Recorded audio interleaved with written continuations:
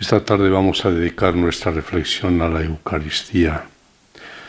Me parece importantísimo profundizar en este misterio que es, pues como el mismo Dios, inasible, inabarcable, nos trasciende, y por eso todo lo que digamos sobre él me parece poco, y por más que oigamos hablar de ella, siempre podemos descubrir algo nuevo. Es triste que cuántas veces en nuestra vida podemos cosificar la Eucaristía. Bueno, ya he dicho la Eucaristía. Un cura graciosamente decía, después de haberla dicho, bueno, ya hemos hecho lo peor del día. Lo peor, lo que me le ha costado, no no hacía nada más. En esos pueblos de Castilla, ¿no? Mi pueblo, no sé si os lo he dicho, pero mi pueblo, que tenía 200 habitantes cuando yo era niño, había dos curas para 200 personas. Entonces, claro, decir misa, como era lo único que tenían que hacer, pues era lo peor. Ya hemos hecho a la mañana. Pero sí digo que la Eucaristía nunca podemos cosificarla, pensando que concluida pues ya hemos hecho una cosa de las tantas que tenemos que hacer junto a la jornada. Y poco pensamos en lo que decimos. En la consagración decimos, esto es mi cuerpo que será entregado por vosotros. Y esta es mi sangre que será derramada por vosotros. Nunca tenemos que olvidar que actuamos in persona Christi y que no es solo Cristo quien lo dijo, es que soy yo quien lo digo. Y que por lo mismo, concluida la Eucaristía, comienza mi Eucaristía. Es decir, el compromiso serio que he adquirido con esas palabras pronunciadas. Este es mi cuerpo entregado. Vives en la entrega. De mi sangre derramada hasta derramar sangre. Vamos pues, sí, hoy vamos a ver la Eucaristía desde San Juan, que tiene sus matices y que está enfocada sobre todo a la vida, al servicio. En el relato de la cena, transmitido por Lucas y por Pablo, encontramos el mandato de Jesús: haced esto en memoria mía. También en el relato de la última cena que leemos en el Evangelio de Juan encontramos otro mandato de Jesús. Os he dado ejemplo para que también vosotros hagáis lo que yo he hecho. Estos dos mandamientos de Jesús están indudablemente relacionados entre sí. Sin embargo, también presentan una diferencia. En el primer caso se trata de un hacer memoria, haced esto en conmemoración mía. Es algo que hace referencia a la liturgia. En el segundo caso, en cambio, se trata de hacer para que hagáis, o sea, algo que se refiere a la vida. Es la misma progresión evangélica la que nos impulsa pues, a pasar de la memoria a la imitación, de la contemplación eucarística a la praxis eucarística. Nunca olvidéis que justamente en el momento en que decimos podéis ir en paz, comienza el compromiso adquirido, nuestra Eucaristía en la vida. Lo que nos interesa saber es por qué Juan, en el relato de la última cena, no habla de la institución de la Eucaristía y si lo hace en cambio del lavatorio de los pies. El motivo principal no es el hecho de que Juan quisiera dar por sabido lo que ya estaba escrito en los sinópticos, ni tampoco que pretendiera evitar la divulgación del misterio cristiano. El verdadero motivo es que Juan parece querer acentuar más el acontecimiento que el sacramento, es decir, acentuar más el significado que el signo. Para él, la nueva Pascua comienza no tanto en el cenáculo, cuando se instituye el rito que la debe conmemorar, cuanto en la cruz, cuando se realiza el hecho que debe ser conmemorado. De manera análoga podemos pensar que al resaltar el gesto del lavatorio de los pies, en el contexto de la última cena, Juan haya querido recordarle a la comunidad cristiana que celebraba ya habitualmente el rito de la Eucaristía, cuál era el significado de dicho rito y cuáles las exigencias concretas que de él se derivaban para la Iglesia. En otras palabras, el evangelista nos exhorta tácitamente a pasar de la liturgia a la vida, de la memoria a la imitación de la Eucaristía. Bien, con lo dicho, vemos hasta qué punto es importante comprender bien el significado que tiene para Juan el gesto de Jesús de lavar los pies a sus discípulos. Os he dado ejemplo, dice Jesús. ¿Pero de qué nos ha dado ejemplo? De cómo se debe lavar materialmente los pies a los hermanos cada vez que nos sentamos a la mesa. Sí, con agua fría, con agua tibia, con gel. No se trata de esto, ciertamente, sino de algo muy distinto y muy fácil de descubrir para aquel que lee el Evangelio sabiendo ya quién es Jesús. Cuando leemos el relato del lavatorio de los pies, impresiona la profunda afinidad que existe con el himno a Cristo de la carta a los Filipenses. También hay una invitación a la imitación. Tened entre vosotros los mismos sentimientos que Cristo. Viene a continuación la descripción de Jesús, que a pesar de su condición divina, se despoja para asumir la condición de siervo. Por su parte, Juan nos presenta a Jesús que, aun sabiendo que el Padre había puesto todo en sus manos y que había salido de Dios y a Dios volvía, se despoja de sus vestiduras, se ciñe un delantal, que es el atuendo del siervo, y se pone a lavarles los pies a sus apóstoles. Podría decirse que el evangelista parece como traducir en imágenes plásticas y en gestos concretos lo que en Pablo se dice de un modo general y explícito. En realidad se trata siempre del mismo tema que recorre la totalidad de los escritos del Nuevo Testamento. Jesús, siervo de Dios y de los hombres. ¿Veis? La Eucaristía, fuente de Dios. Si los sacerdotes estamos llamados a ser presencia suya en medio de los hombres, tenemos que imitar sus rasgos. No podemos obviar, dejar aparte lo que es propio y específico de Jesús. Jesús, siervo de Dios y de los hombres. En el Evangelio de Lucas, precisamente en el contexto de la última cena, se cita una palabra de Jesús que parece pronunciada como conclusión del lavatorio de los pies. ¿Quién es mayor? ¿El que está a la mesa o el que sirve? ¿No es el que está a la mesa? Pues yo estoy en medio de vosotros como el que sirve. Según el evangelista, Jesús dijo estas palabras porque había surgido entre los discípulos una discusión sobre quién de ellos era el más importante. Quizá fue la misma circunstancia la que inspiró a Jesús el gesto del lavatorio de los pies, como si se tratara de una especie de parábola en acción. Mientras los discípulos están enfrascados en una animada discusión, él se levanta silenciosamente de la mesa, busca una jofaina de agua y una toalla, vuelve, se arrodilla delante de Pedro para lavarle los pies, dejándolo, como es lógico, sumido en la mayor confusión. Señor, ¿tú lavarme a mí los pies?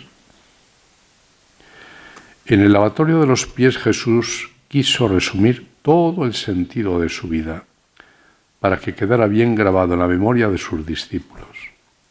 Aquel gesto, puesto como conclusión de los evangelios, expresa que toda la vida de Jesús, desde el principio hasta el final, fue un lavatorio de pies, es decir, un servidor de los hombres. Fue, como le gusta decir a un exegeta, una proexistencia, es decir, una existencia vivida en favor de los demás. Jesús nos ha dado el ejemplo de una vida gastada por los demás, de una vida hecha pan, partido, para el mundo. Con las palabras, haced también vosotros lo que yo he hecho. Jesús instituye pues la diaconía, es decir, el servicio, elevándolo a la categoría de ley fundamental, o mejor aún, como estilo de vida y modelo de todas las relaciones en la Iglesia. Jesús dijo a Pedro que lo comprendería más tarde. Y efectivamente, después de la Pascua, la Iglesia no cesa de hablar del servicio y de inculcarlo de todas las formas posibles a los discípulos. Damos un paso más. Vamos ahora a profundizar en el significado del servicio para poderlo realizar en nuestra vida y no quedarnos solo en palabras. Servicio no es en sí mismo una virtud. En ningún elenco de virtudes o de frutos del Espíritu, como los llama el Nuevo Testamento, se encuentra la palabra diaconía, servicio. Es más, se habla incluso de un servicio al pecado. Son palabras de Pablo: no pongáis vuestros miembros al servicio del pecado como instrumentos del mal, que no es ciertamente un buen servicio. El servicio en sí no es ni bueno ni malo. Indica una condición de vida o un modo de relacionarse con los demás en el propio trabajo. Puede ser incluso algo negativo si se hace por interés. Todos hablan hoy de servicio. Todos se dicen en servicio. El comerciante sirve a los clientes. De cualquiera que ejerce un cometido en la sociedad se dice que presta un servicio o que está de servicio. Pero es evidente que el servicio del que habla el Evangelio es algo completamente distinto. La diferencia está en las motivaciones y en la actitud interior con la que se realiza el servicio. Releamos el relato del lavatorio de los pies para ver con qué espíritu lo realiza Jesús y qué es lo que le impulsa a orar. Habiendo amado a los suyos que estaban en el mundo, los amó hasta el extremo. Servicio no es, como digo, una virtud, pero brota de las virtudes y en primer lugar de la caridad. Más aún es la expresión más grande del mandamiento nuevo. El servicio es un modo de manifestarse de ese amor que no busca su interés, sino el de los demás, que no está hecho de búsqueda, sino de donación. Es, en definitiva, una participación y una imitación del obrar de Dios que, como decía Francisco, siendo el bien, todo bien, el sumo bien, no puede amar o beneficiar más que gratuitamente, sin ningún tipo de interés particular.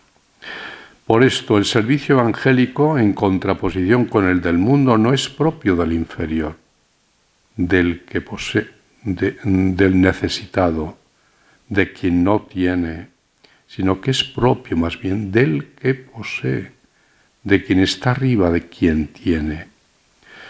Por esto Jesús dice que en su iglesia, en la iglesia, es sobre todo el que gobierna el que debe ser como el que sirve. Y el primero es el que debe ser el siervo de todos. Esto se nos tiene que meter bien en la cabeza. Porque cuántas veces buscamos privilegios, sin quererlo queremos que nos sirvan. Junto con la gratuidad, el servicio expresa otra gran característica del amor divino, que es la humildad. Las palabras de Jesús, debéis lavaros los pies unos a otros, significan, debéis ofreceros recíprocamente los servicios de una humilde caridad. Caridad y humildad unidas forman el servicio evangélico. Jesús dijo una vez: aprended de mí, que soy manso y humilde de corazón. ¿Pero qué ha hecho Jesús? Podríamos preguntarnos para definirse humilde. ¿Acaso se ha menospreciado a sí mismo o ha hablado de forma modesta sobre su persona? Todo lo contrario. En el mismo episodio del lavatorio de los pies, él dice: ser maestro y señor. ¿Qué ha hecho, pues, para definirse humilde? Se ha rebajado. ha descendido para servir. Desde el momento de la encarnación no ha hecho otra cosa más que descender. Descender hasta ese punto extremo en que le vemos de rodillas, lavando los pies a sus apóstoles. Decía San Bernardo, qué frase tan bella, propia de un santo: el Creador está de rodillas ante la criatura. Avergüénzate, ceniza soberbia. Se humilla Dios y te enorgulleces tú. Entendida de este modo, la humildad es verdaderamente la vía regia para asemejarse a Dios y para imitar la Eucaristía en nuestra vida. El fruto de esta meditación debería ser una revisión valiente de nuestra vida. Todos tenemos hábitos, tareas, horarios de trabajo, empleo y distribución del tiempo, para ver si es realmente un servicio y si en este servicio hay amor y humildad. El punto fundamental es saber si servimos a los hermanos o por el contrario nos servimos de ellos. Se sirve de los hermanos y los instrumentaliza aquel que quizás se parte en cuatro por todos, como solemos decir, pero no es desinteresado en lo que hace. Busca de cualquier modo la aprobación, el aplauso o bien la satisfacción de sentirse interiormente a gusto. El Evangelio presenta sobre este punto exigencias de una radicalidad extrema: que no sepa tu mano izquierda lo que hace tu derecha. Es lo que decíamos ayer de la caridad. ¿Cuántas veces sí hacemos favores y favores y favores? Pero es que no se trata en nuestra vida de hacer actos de caridad. Se trata de ser la caridad en acto, que es muy distinto, y siempre, siempre como quien no hace más que lo que debe. Sin buscar compensaciones, sin buscar el aplauso o el reconocimiento. Todo lo que de algún modo se hace para ser vistos por los hombres está perdido. Christus non sibi placuit. Cristo no buscó su propio agrado. Esta es la regla del servicio. Para hacer el discernimiento de espíritu, es decir, de las intenciones que nos mueven en nuestro servicio, es útil ver cuáles son los servicios que realizamos con agrado y cuáles son esos otros que tratamos de eludir a toda costa. Ver si nuestro corazón está dispuesto a abandonar en el momento en que se nos pida un servicio noble que nos proporciona fama y gloria por un humilde que nadie será capaz de apreciar. Hoy os pongo dos casos que a mí me han llamado la atención y precisamente por eso me han ayudado muchísimo en la vida a tenerlo presente. Pongo el caso de Sor Crescencia. Esta era una monja salesiana que nació cerca de mi pueblo, que yo conocía desde niño, que fue provincial de las salesianas y que llegó de un momento, cuando tuvo que cesar en el cargo, me la encontré un día de portera en un colegio de las salesianas. Como el Señor no retuvo un botín codiciable permanecer, sino que se abajó. Y este otro, Jorge González Guadalix, que tiene un blog en internet y que me encanta este hombre. Acaba de publicar un libro que os recomiendo. Se titula Café y rosquillas con la señora Rafaela. Es una preciosidad de libro. Dice verdades como puños y con una simpatía que es que uno se lo traga sin darse cuenta, ¿no? Pues este tal Jorge estaba en Madrid, la parroquia no voy a decir de las mejores, pero sí buenecita. Y parece ser que el obispo le tenía un poco de... tenía entre ceja y ceja, y llegó a sus oídos, ¿no? Como que deseaba cambiarlo. Y mira por dónde, pues un día un sacerdote muere en un accidente, un sacerdote bueno, que tenía unos pueblos en la sierra, y este hombre pues dice, voy a prepararle el camino, por lo menos darle oportunidad para el cambio, ¿no? Y entonces fue al arzobispo y dice, mire, he oído que ha muerto fulano de tal, yo sé que buscar uno para esos pueblos, son 4 pueblos que tenía, ahora debe tener 3, pero no sé si llegan a 300 habitantes entre los 3, ¿no? Y me dice, yo estoy dispuesto. Y allí le mando, ¿no? Y está haciendo un bien tan grande, a través de Internet. Pero son seguidores, miles de seguidores los que tiene y los que leen sus mensajes cada día. Y digo, pero qué grande es la vida, de verdad, cuando Dios entra dentro de nosotros y nos ayuda, porque yo comprendo que esto es duro, ¿no? Yo cuando he cumplido los 65 años, pues le mandé a don Mario una carta, la que prescriben los cánones. A los 75 años el sacerdote debe renunciar a su cargo, por lo menos ponerlo a disposición al obispo. Y bueno, yo, como os contaba, pues fui canónigo, he sido canónigo hasta los 21 años en la Catedral de Burgos y 19 de canciller secretario, y se lo dije, mire, don Mario, siempre he tenido presente Filipenses 2. No retuvo como un bien codiciable el permanecer siendo Dios, sino que se abajó y se hizo uno de tantos.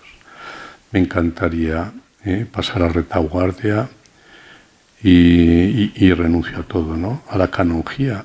En Burgos ser canónigo no es cualquier cosa. He sido el primero que he renunciado, porque bien, se vive bien. Y claro, pues más de 2 se echan las manos a la cabeza, ¿no? Pero qué bobada, pero ¿cómo hace semejante cosa? Pero qué bien el tener esta actitud que tuvo ya Cristo, ¿no? No tener como un bien codiciable donde estoy. Qué hermoso si ha sido. Yo he conocido un caso, ¿no? En Granada, 2 sacerdotes, párroco y coadjutor, ¿no? Llegó un momento en que el otro pues iba creciendo ya en edad, sabiduría y dignidad, y pues le dice, mire, yo creo que ha llegado el momento, ¿no?, en que él sea el párroco, el que era vicario, y yo hago de vicario parroquial. Yo pienso que entre nosotros estas cosas tenían que ser tan sencillas, ¿sabéis? Tan agua corriente en nuestra vida, que la gente al verlo pudiera creer un poco más en lo que predicamos. Los servicios más seguros son aquellos que realizamos sin que nadie, ni siquiera quien lo recibe, se dé cuenta de él. Tan solo el Padre que ve en lo secreto. Jesús ha elevado a símbolo del servicio uno de los gestos más humildes que se conocían en su tiempo y que eran confiados normalmente a los esclavos, lavar los pies. Al espíritu de servicio se opone el ansia de dominio, la costumbre de imponer a los demás la propia voluntad y el propio modo de ver y hacer las cosas, en definitiva el autoritarismo.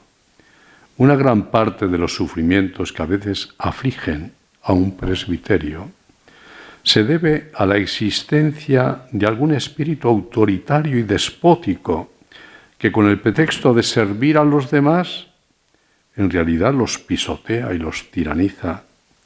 Es muy posible que seamos precisamente nosotros, no es que tengamos que pensar ahora en otros. Si nos asalta una pequeña duda en este sentido, sería bueno que preguntáramos sinceramente a quien vive cerca de nosotros y le diéramos la posibilidad de expresarse sin ningún temor.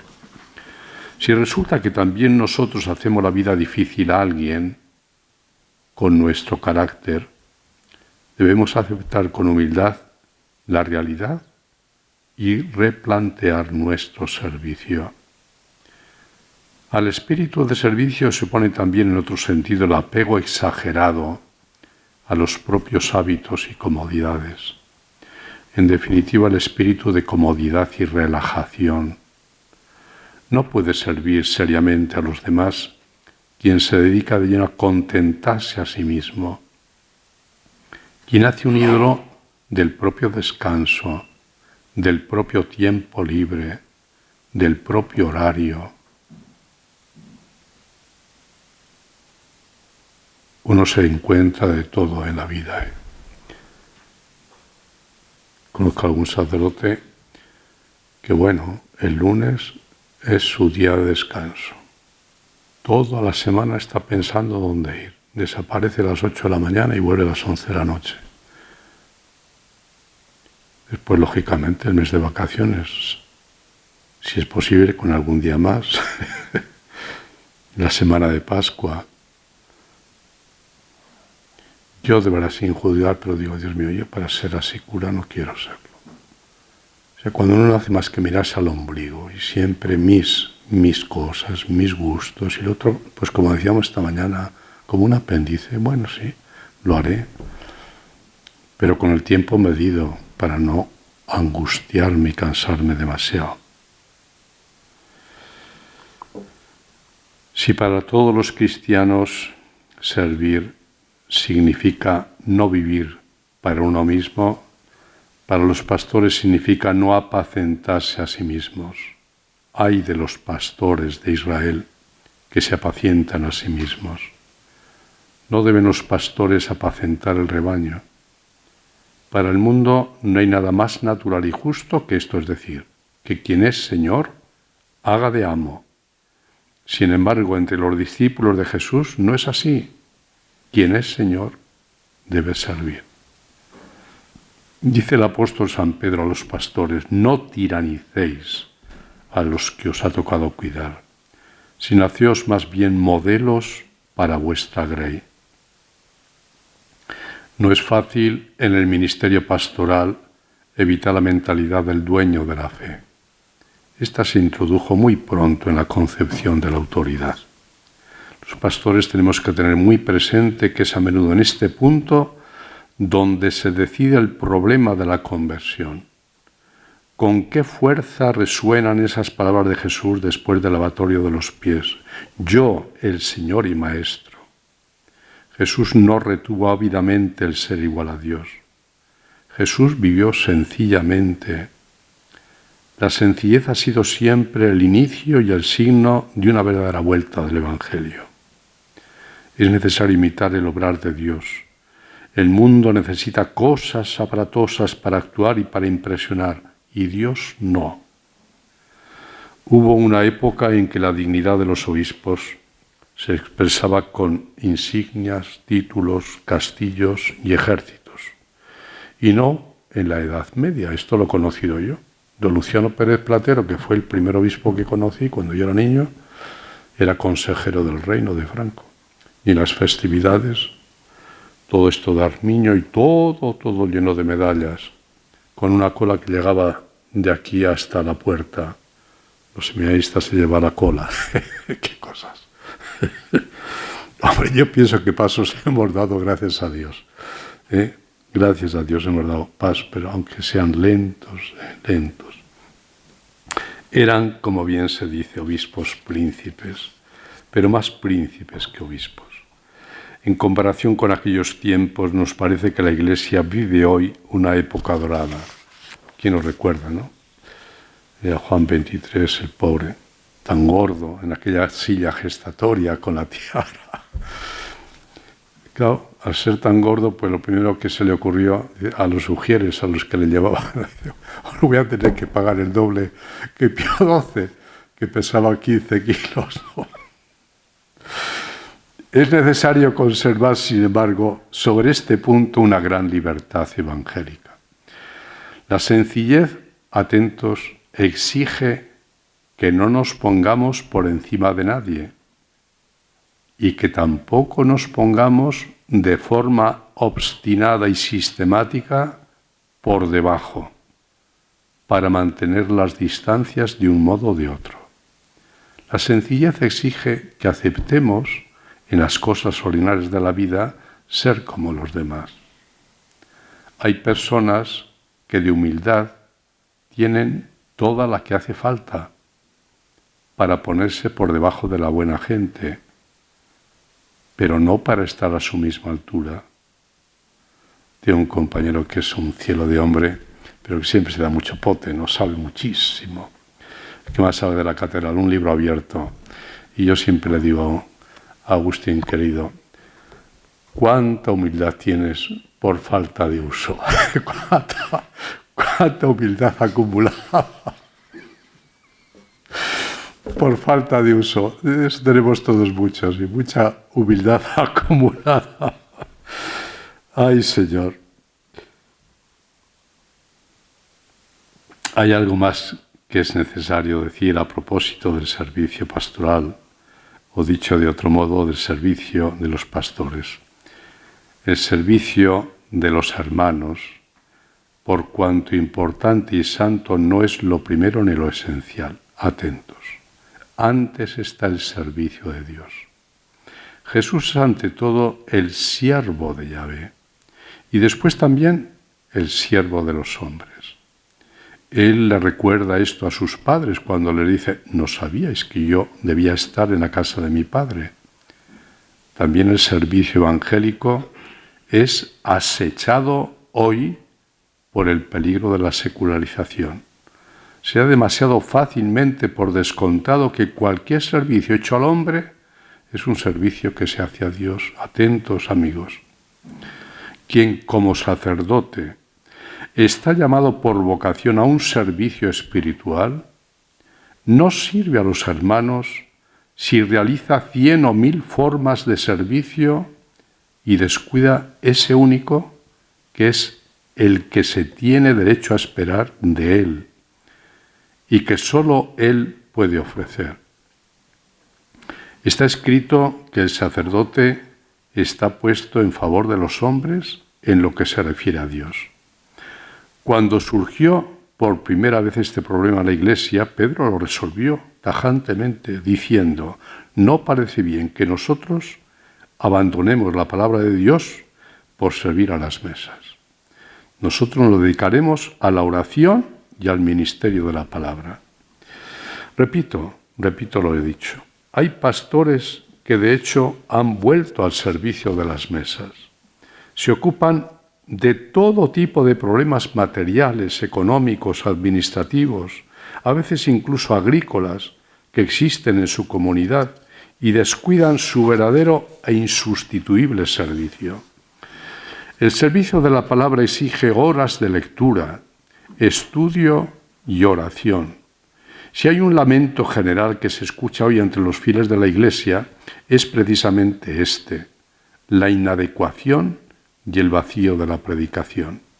Muchos salen de misa disgustados por la homilía, empobrecidos en lugar de enriquecidos. Para mí este es el problema pastoral número 1. Debemos repetir con Isaías, los humildes y los pobres buscan agua, pero no hay nada. La gente busca pan y a menudo se le da un escorpión, es decir, palabras vacías y triviales, palabras que no saben a Dios.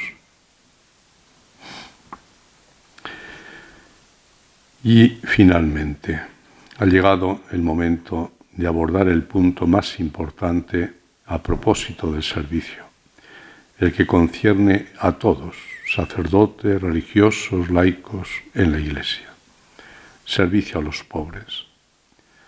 El mismo evangelista Juan escribe en su primera carta, Él dio su vida por nosotros. También nosotros debemos dar la vida por los hermanos. Si alguno que posee bienes de la tierra ve a su hermano padecer necesidad y le cierra su corazón, ¿cómo puede permanecer en él el amor de Dios? Hijos míos, no amemos de palabra y de boca, sino con obras y según la verdad. San Agustín dice que con estas palabras el misterio de esta cena lo expuso con toda claridad el bienaventurado apóstol Juan. Es decir, se trata de algo que en el pensamiento de San Juan constituye un aspecto esencial del misterio eucarístico. Podemos comprender el porqué profundo de todo esto con un simple razonamiento teológico. Jesucristo, cuyo cuerpo y sangre es consagrado, que recibimos y adoramos presente en el Santísimo Sacramento del altar, es, según el dogma de la Iglesia Católica, verdadero Dios y verdadero hombre. Ahora nosotros reconocemos y proclamamos a Jesús verdadero Dios mediante la adoración eucarística. Pero, ¿de qué forma y con qué gesto proclamaremos concretamente nuestra fe en Jesús como verdadero hombre? Precisamente con el servicio a los pobres y a los que sufren. La adoración expresa, pues, un aspecto esencial del misterio eucarístico, pero no basta por sí solo. Es necesario que la adoración vaya unida con el compartir. Pienso que en la Iglesia últimamente se tiene muy en cuenta, ¿no? Llega la fiesta del Corpus, Día de la Caridad, Jueves Santo, siempre, ¿no? Con la adoración, la caridad a los pobres. Aquel que dijo sobre el pan, esto es mi cuerpo, pronunció estas mismas palabras también de los pobres. Lo hizo cuando, hablando de lo que se ha hecho por el hambriento, por el sediento, por el prisionero o por el desnudo, declaró solemnemente, a mí me lo hicisteis. Cuando, identificándose completamente con ellos, dijo, yo tuve hambre, yo tuve sed, yo era forastero, yo estuve desnudo, enfermo, encarcelado. En el pobre y en el hambriento, cierto, no se da la misma presencia de Cristo que tenemos en los signos del pan y del vino sobre el altar, pero se trata igualmente de una presencia real, es decir, verdadera, porque Jesús se ha identificado con ellos. Jesús instituyó este signo del mismo modo que instituyó la Eucaristía. Podríamos decir que en el pobre se tiene una presencia de Cristo pasiva, no activa. El pobre efectivamente no siempre y no necesariamente contiene dentro de sí a Cristo, ni lo transmite automáticamente a quien lo acoge, como sucede con las especies eucarísticas.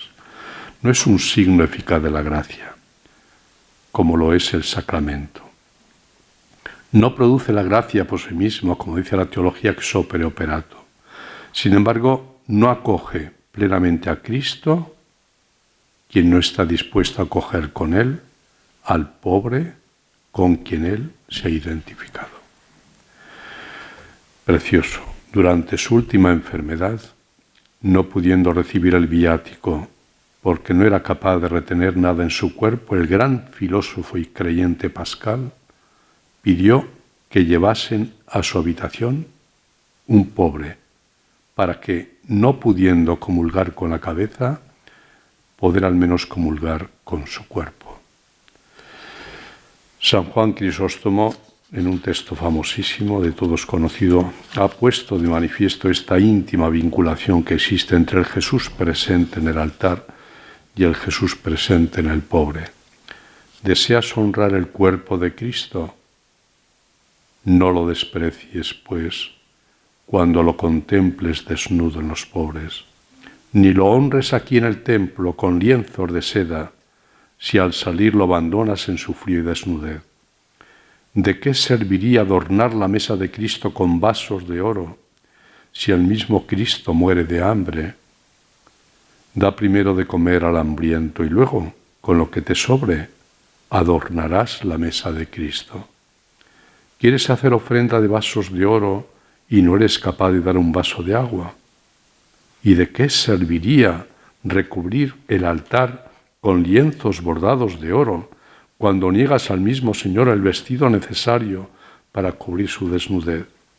Por tanto, al adornar el templo, procurad no despreciar al hermano necesitado, porque este templo es mucho más precioso que aquel otro. Me encantó, estando en el Burgo de Osma con don Francisco, ver hecho realidad esto en el asilo de las hermanitas de los pobres, de los hermanos desamparados, ancianos desamparados, una mujer extraordinaria. Cuando llegó de superior estaba la casa un desastre. Y hablando, charlaba muchísimo con ella, me decía, mira, Ildefonso, la capilla la voy a dejar para lo último. Voy a empezar arreglando las habitaciones de los enfermos, de los ancianos, porque pienso que Cristo estará muy contento de ser atendido allí donde más lo necesita. Ya, cuando acabe, empezaré con la capilla. Había entendido esto. Este deber de honrar a Cristo en los pobres se presenta hoy de forma distinta, como se presentaba en tiempos de San Juan Crisóstomo. No se trata solo de dar limosna al primer pobre que te la pide. Yo habitualmente no les doy nada, dinero. Si me piden comida, les llevo al restaurante. Pero sabemos de sobra, ¿no?, la mafia que existe. Y a mí me impresiona, cómo hay algún tipo por ahí que maneja todas estas rumanas que están siempre a las puertas de las iglesias y que no hacen más que a veces meterlas más en la situación en que se encuentran. Pero bueno, están las instituciones, Cáritas y otras, ¿no? No se trata, repito, solo de dar limosna al primer pobre que te la pide. Esto se ha convertido la mayoría de las veces en algo muy problemático y en cualquier caso insuficiente. Se trata de abrir los ojos, ante todo, a la situación de escandalosa injusticia existente en el mundo, por la que menos del 20% de la población mundial consume más del 80% de los recursos de la tierra. Pienso que igual que en el medievo hubo grandes pontífices y santos que recorrieron el mundo cristiano para organizar las cruzadas, así también hoy debemos orar a Dios para que suscite un movimiento análogo, una especie de movilización coral de toda la cristiandad para una nueva cruzada. La cruzada para liberar los templos vivos de Cristo, que son esos millones y millones de personas que mueren de hambre o de enfermedades. Aquellos que viven afligidos por continuos sufrimientos y que son privados de lo imprescindible para vivir. Cuántas gracias tenemos que dar a Dios por el Papa Francisco, que no se cansa de repetirnos la misma cantinela: los pobres son la carne enferma de Cristo. San Pablo veía un impedimento para acercarse a la Eucaristía en el hecho de que uno pasa hambre y otro, por el contrario, se embriaga. Cuando reunís en común, escribía a los Corintios, eso ya no es comer la cena del Señor, porque cada uno come primero su propia cena y mientras uno pasa hambre, el otro se embriaga. Decir que esto ya no es comer la cena del Señor es como decir que esta ya no es una Eucaristía. Es una afirmación gravísima, también desde el punto de vista teológico, a la que quizá no se preste toda la atención que merece. Ahora esta situación en la que uno pasa hambre y el otro se embriaga está presente entre nosotros no ya a escala local, sino a nivel mundial. La cena del Señor no puede parecerse a las cenas del rico Epulón, en las que se banqueteaba opíparamente, olvidados del pobre Lázaro que yacía a la puerta. El ansia de compartir algo con quien está necesitado, esté lejos o cerca, debe ser parte integrante de nuestra piedad y de la praxis eucarística. No hay persona alguna que, queriéndolo, no pueda durante la semana realizar alguna de las obras enunciadas por Jesús y de las que Él dice: a mí me lo hicisteis. Compartir, en efecto, no es solo dar pan, vestido, techo, sino también visitar a un encarcelado, a un enfermo, a un anciano que está solo en casa. No es solo dar dinero, sino también dar el propio tiempo. Los pobres y los que sufren no tienen menos necesidad de solidaridad y de amor que de pan y de ropa para cubrir su desnudez. Jesús dijo: pobres los tendréis siempre con vosotros, pero a mí no me tendréis siempre. Inmediatamente después de explicarle a los apóstoles el significado del lavatorio de los pies, Jesús les dijo: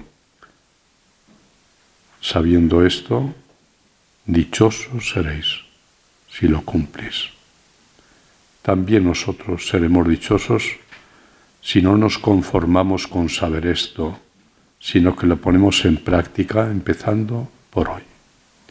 La Eucaristía no solo es un misterio para consagrar, recibir, contemplar y adorar, sino que es además un misterio que hay que vivir.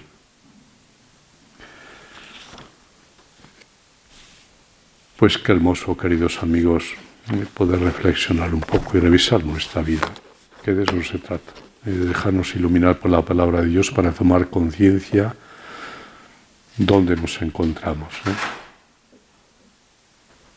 Y le pedimos insistentemente esta tarde al Señor pues que nos ayude, sobre todo a los sacerdotes, a tenerlo claro. Gloria al Padre, y al Hijo, y al Espíritu Santo, como era en el principio, ahora y siempre, por los siglos de los siglos. Amén. Reina de los apóstoles, ruega por nosotros.